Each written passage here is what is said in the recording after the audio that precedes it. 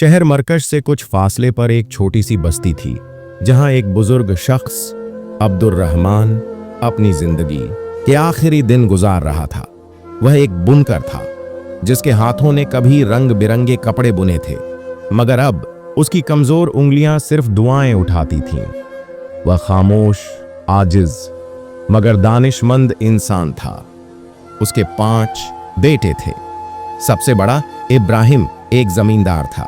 इब्राहिम दिन रात खेतों में मेहनत करता, फसलों की देखभाल करता, मगर अपने बूढ़े बाप की खिदमत करते करते कभी कभी उकता जाता। दिल ही दिल में सोचता, यह जिम्मेदारी कब खत्म होगी। शाम को जब इब्राहिम थका हारा खेतों से लौटता, अब्दुर्रहमान अपनी कमजोर आंखों से बेटे की तक्न को महसूस करता। उसके दिल में बेटे के लिए बेपनाह मोहब्बत थी, मगर वह कुछ कहे बगैर नजरें झुका लेता। कुछ अरसे बाद अब्दुर्रहमान ने इब्राहिम के रवैये में तब्दीली देखी। वह जानता था कि इब्राहिम जिम्मेदारियों के बोझ तले दब चुका है और शायद उसे लगने लगा कि बूढ़ा बाप अब बोझ बन गया है। इब्राहिम की बेरुखी ने अब्दुर्रहमान को गमगीन कर दिया।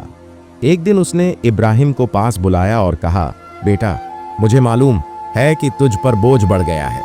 फिक्र न कर, मैं ज्यादा दिन तेरे साथ न रहूंगा।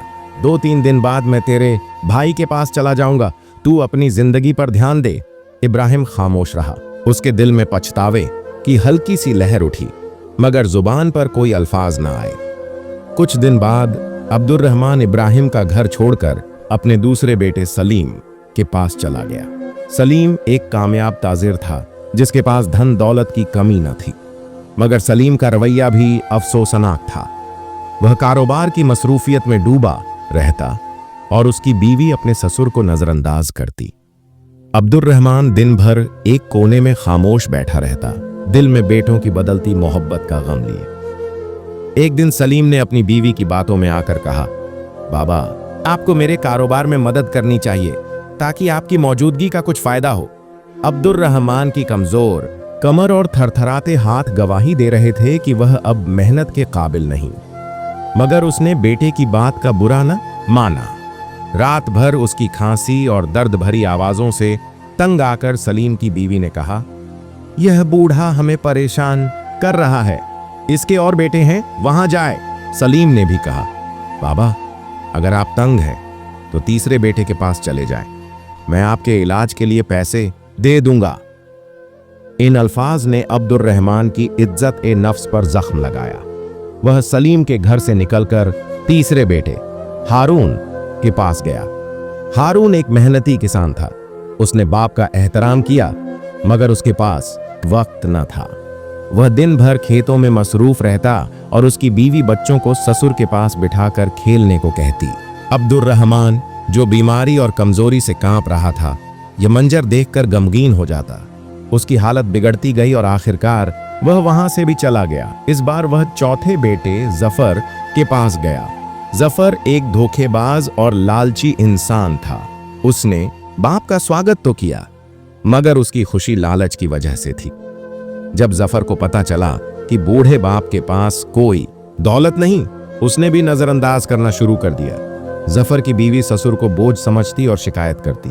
अब्दुर्रहमान की सेहत तेजी से बिगड़ने लगी। एक दिन जफर ने कहा, बाबा, आप यहां नहीं रह सकते, मेरे पास वक्त नहीं कि आपको देखूं।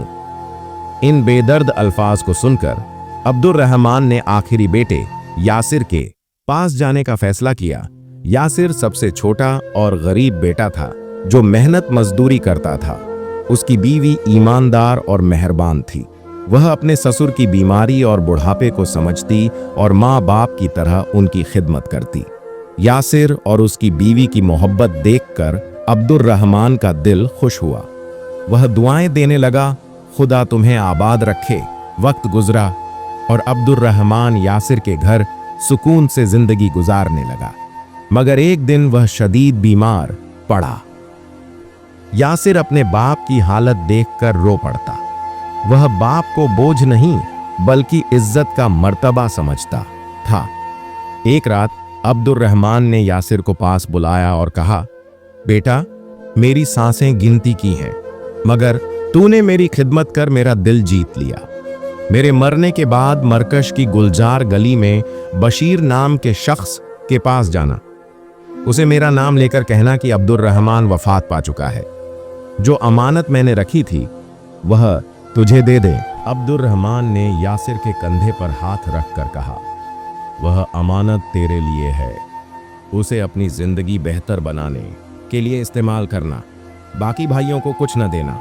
और फिर अब्दुर्रहमान इस दुनिया से रुखसत हो गया। यासिर का दिल टूट गया। उसकी बीवी भी गम से रोने लगी। यासिर ने भाइयों को जनाजे की खबर दी। सब भाई जो कभी बाप को बोझ समझते थे जनाजे में शरीक हुए।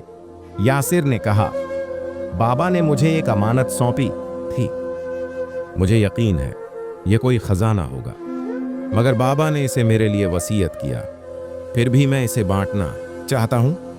लालची भाई बोले, जाओ अमानत ले आओ, हम बराबर बांट लेंगे। यासिर मरकश गया और संदूक लाया। जब उसने संदूक खोला तो वह हैरान रह गया। उसमें मरकश के बाजार की कीमती दुकानों के कागजात, मां के जवाहरात और ढेर सारी अशरफियां थीं। यासिर ने ईमानदारी से सबको हिस्सा दे दिया, मगर वक्त ने अपनी हकीकत दिखाई। बड़े भाइयों में से एक का कारोबार डूब गया, दूसरा चोरी के इल्जाम में जेल चला गया। बाकी भाई भी नाकाम रहे। ये सब बाप की बद्दुआ का नतीजा था। दूसरी तरफ यासिर ने मेहनत से कारोबार शुरू किया। उसने कोफे से कपड़ा खरीदकर मरकश में बेचा और मुनाफा कमाया। उसकी ईमानदारी और बाप की दुआ ने उसे तरक्की दी। वह बाजार का मालिक बन गया। जो भाई कभी दौलतमंद थे अब यासिर के दर पर मदद मांगने आए। यासिर ने उनका ख्याल रखा क्योंकि वह अपने बाप की सिखाई अखलाक पर चलता था। आखिरकार यासिर ने मरकश में एक बड़ा घर खरीदा और खुशहाल जिंदगी जीने लगा। वह हमेशा कहता, बाबा की दुआओं ने मुझे अमीर बनाया, मगर उनका साया न होना मुझे गमगीन करता है। इस कहानी से 3 अनमोल सबक। एक, वालिदैन की जिम्मेदारी। बच्चों की अच्छी तरबियत करें ताकि वे जिंदगी की मुश्किलों का सामना हिम्मत से करें। 2, बेटों का फर्ज। वालिदैन को कभी बोझ न समझें क्योंकि वक्त घूमता है, एक दिन आप भी उनकी जगह होंगे।